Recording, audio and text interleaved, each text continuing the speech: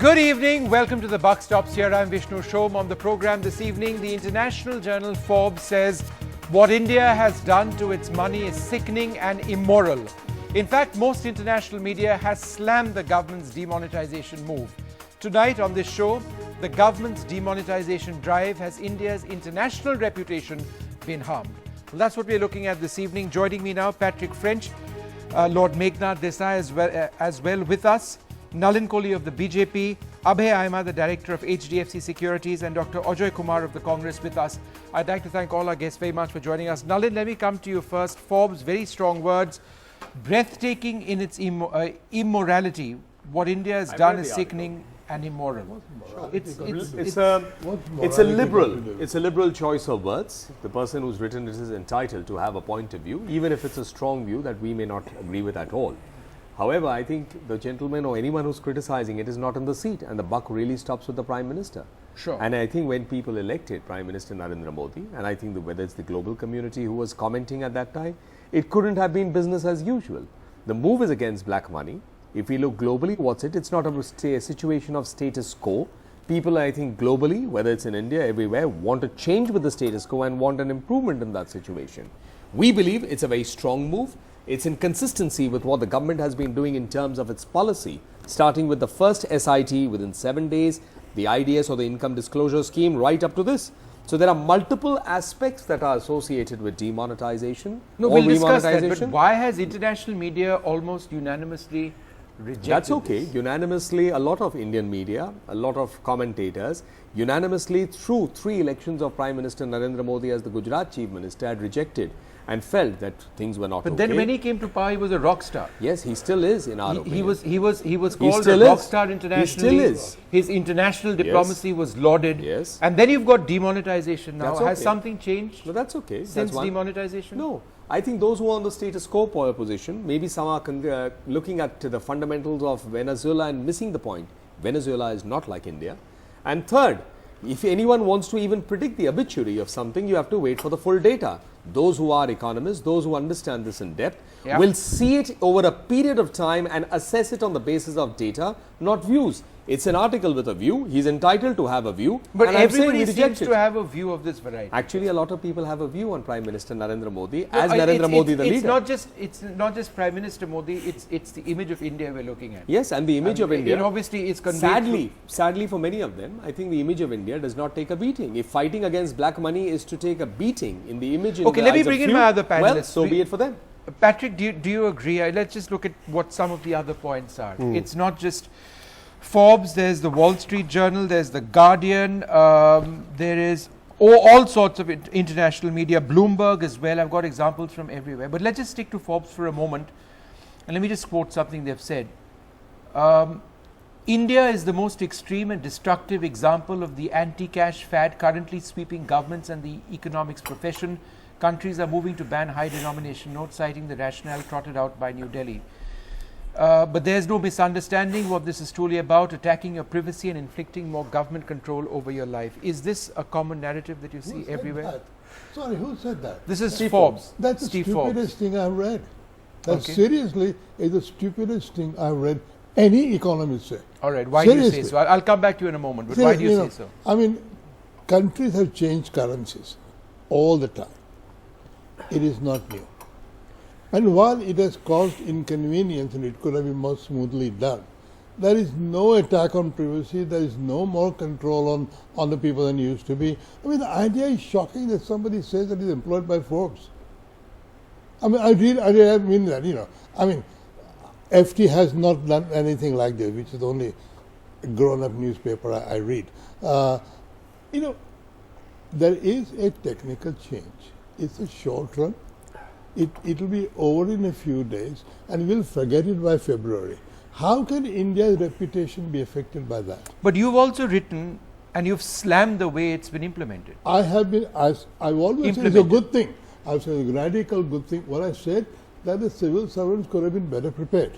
The elite civil service has obviously no idea of how ordinary people live, transact their business and get their money. But the paragraph before that and the final paragraph says that the effect will be so small, it will be forgotten. We have to conclude that the elite civil service in the PMO is not fit for the purposes of what you wrote. That I would say. So But that doesn't mean basically, the policy it's is a problem wrong. in decision making at the level of the Prime Minister's not office. decision making. Who's responsible for that? Implementation. All right, who's responsible for that? The civil service. All right, so there's nothing wrong with this as a policy. Absolutely not. I myself advocated demonetization 15 years ago in a public speech. Okay. And I've always advocated that. Fair it's enough. the only sensible policy there is. Patrick, international opinions, that's what I was asking you about. Have you seen some unanimity, broadly speaking, in how this is being reported? Well, I think the thing about the announcement of demonetization, it was a massive surprise to everybody, or, well, possibly not quite everybody, but people didn't know how to react to it. And I mean, my response initially was, you know, I'm not an economist, maybe it's a good idea, maybe it's a bad idea. But I think what we've come to now is a stage where people are concerned about implementation, about what it means in practice. You mentioned the idea that demonetization is usually done of high value notes. Now the complication here is that everything north of 100 rupees is demonetized. Right. And if you're going to simply suck out and extract 86% of the currency, then unless that's been extremely well planned, it's going to create problems for people. And there have been all sorts of blots and errors along the way, everything from the new size of the 500 rupee note to the fact that if you go out of cities and towns into, for example, Uttarakhand, where I was during this week, there is simply no cash. There are banks where there's been no cash for 3 weeks. And when you try and do a cashless transaction, the connectivity isn't there. And that's what the international media is picking up about. Well, I think that, you know, the international media had a variety of views. And I think that, I don't know whether we've yet hit the 50 days, we must be pretty close, by which it was all meant to be sorted and finished and cleared. Exactly. But I think that it's because of the difficulties over implementation, because of the fact that even on my way to this studio, I saw on the road a crowd of 100, 200 people queuing to try to get into a bank to get their 2,500. Right. So it's implementation that the international media is concerned about. Abhay Aima, we've spoken in the past, and you know you've told me and you've told us about how the move to a cashless society should be inevitable, how perhaps from here onwards it will be inevitable, and the benefits would be huge. But if you look at the international narrative now, everywhere, business, newspapers, it's gone completely against this move. Why?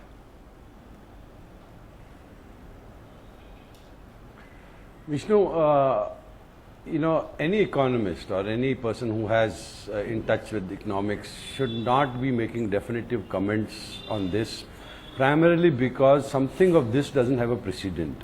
If you look at the magnitude, which is 13 point or 14.8 lakh crores, you look at the demographics of India, you look at a country where cash to GDP ratio is the highest in the world, you look at a country where the, you know, taxation is 3% of the people or 4% of the people pay tax or file their returns, 1.8% pay tax.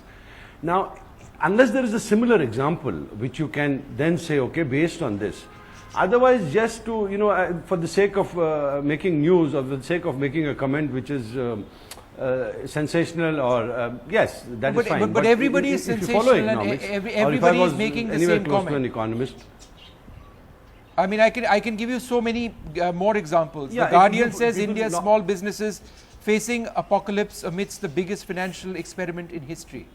But it's only a short. So everybody. So why is there this common international? I know, but apocalypse is a word which should be used for something which is 8 weeks long. But everybody is. I mean, there's so many other examples. Right? There are examples of. In the Guardian, on the night Donald Trump was elected the next US president, one of his fellow nationalist populist politicians chose to implement chaos in a land not famed for order. So Modi being equated with Donald Trump willy-nilly. Well, I don't think the Guardian is ever going to be complimentary about anything this government does. Exactly. So I wouldn't quote them on this. The Guardian has never liked Modi, and Guardian.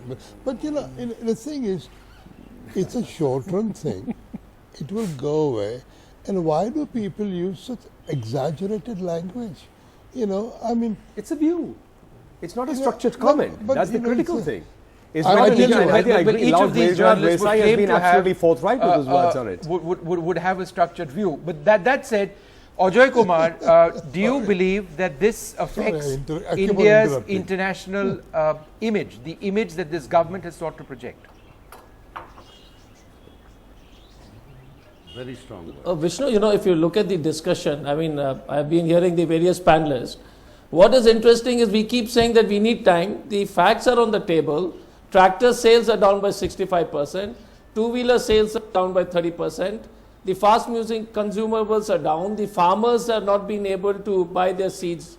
So all these, and Lord Meghnad Desai in his article clearly said that the civil servants sitting in Delhi are talking about debit card and credit card, not having any idea. In my own home state of Jharkhand, they declared a panchayat cashless, and all the point of sale machine there, but nobody knowing how to use it.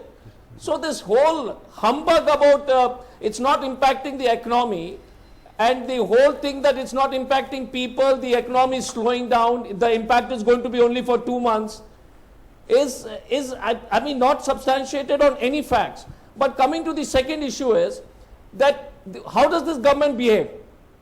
The report on how they are trying to bully Moody to improve their rating, does it improve India's standing when you start, foreign rating agencies to give you a better rating? Is this the way you improve your rating, or do you improve your rating by controlling deficit, by reducing expenditure, All right, by Nalin, what do you want to making it more transparent? Okay, let Nalin What do respond to these that. do? The mandarins, one sec, let me complete. The mandarins in the finance ministry call the people, the Moody people, and say that, listen, we need to improve it, bully them, or etc. That's what's in the public domain.